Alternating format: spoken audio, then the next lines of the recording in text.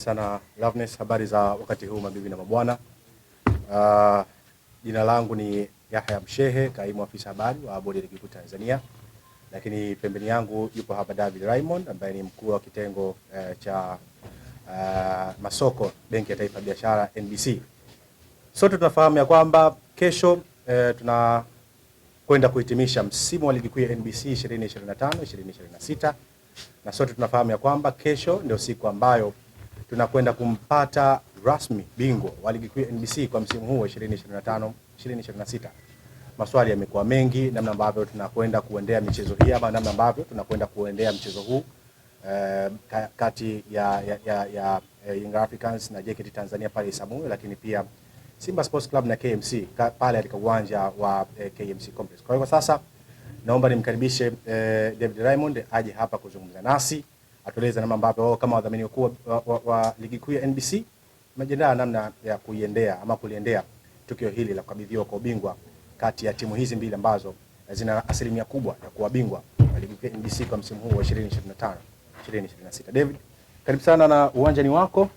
Zungumza na wanahabari na Watanzania ambao kwa ujumla watutazama hivi sasa, wanatamani kusikia kutoka kwako namna ambavyo nyinyi kama Benki ya Taifa ya Biashara NBC, wadhamini wakuu wa Ligi Kuu ya NBC, mmejiandaa kuelekea tukio ama matukio ya kesho na ni siku ya kutamatisha msimu huu wa 2025-2026 wa Ligi Kuu ya NBC.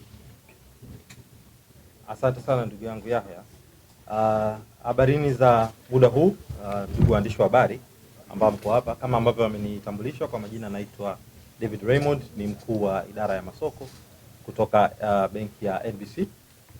Leo tuamini tuna furaha sana kwa maana ya kwamba tunaelekea kwenye tamati ya msimu wa NBC Premier League 25-26, na sisi kama wadhamini tulitamani pia kutumia fursa hii kutoa shukrani kwa wadau mbalimbali ambao tumewezesha kuwa na msimu wenye mafanikio na ushindani wa Ligi Kuu ya NBC.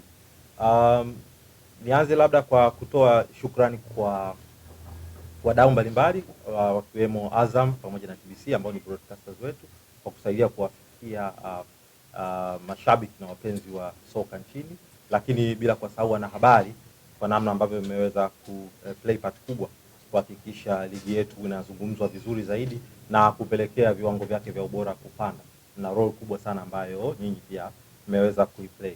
Lakini vile vile katika namna ambavyo sisi kama NBC tumeendelea kujipanga kuhakikisha tunaboresha ligi kwenye msimu huu, nadhani tuliona maboresho zaidi kwenye zawadi ambazo zinachochea ushindani, hususan kwenye upande wa individuals kwa maana ya wale players pamoja na mabenchi ya ufundi. Kwa hiyo utaweza kuona jinsi gani ambavyo tuliweza kutoa tuzo za man of the match kwenye mechi zote ambazo zimechezwa msimu huu, lakini vile vile wa wachezaji na makocha bora wa kila mwezi, na kwa namna ya kipekee pia tukaintroduce goli bora ambayo hii ilikuwa ni chaguo la mashabiki katika kuendelea ni katika namna ya kuendelea kuboresha, na pia tunaangalia jinsi gani msimu unayokuja tunaweza kuwa na categories nyingine mbalimbali. Kutokana na ushindani wa ligi yetu, nadhani wote tumeona msimu huu mpaka hivi sasa tunaelekea kwenye mzunguko wa mwisho, na hakuna mshindi aliyepatikana mpaka hivi sasa, na mshindi atapatikana kwenye mechi ya kesho. Nadhani maswali yamekuwa mengi kwamba tutafanyaje ili kuweza kukamilisha. So kwa kushirikiana na bodi ya ligi na TFF, sisi kama wadhamini tukasema kwa ubora wa ligi yetu tuna wajibu wa kuhakikisha kwamba tunakwenda kuandaa sherehe mbili ambazo ziko na viwango sawa kabisa, kwa maana ya kwamba popote ambapo mshindi atapatikana basi ataweza kukabidhiwa kombe lake pale pale uwanjani, na hivyo basi pia katika namna ya kuboresha na kuhakikisha hili linatokea, tutakuwa na helikopta ambayo itaweza kubeba hili kombe na kuweza kufacilitate kombe kufika kwa wakati kwenye uwanja husika ambapo mshindi atakuwa amepatikana. Hii yote ni kuendana na viwango vya kimataifa kama ambavyo tumesema, lakini kuhakikisha kwamba mshindi anapata kombe lake siku hiyo hiyo.